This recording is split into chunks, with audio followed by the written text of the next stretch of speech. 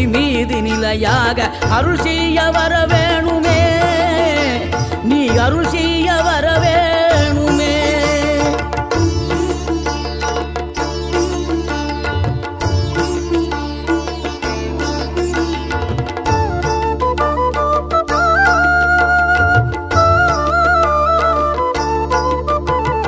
இகழ்தலையும் புகழ்தலையும் ஒரு முகமாய் கருதும்படி செவி உரைத்த முத்து குமரன், நீ வறுமையையும் வளமையையும் சமநிலையை உணரும்படி மதி கொடுத்த செல்வ குமரன்.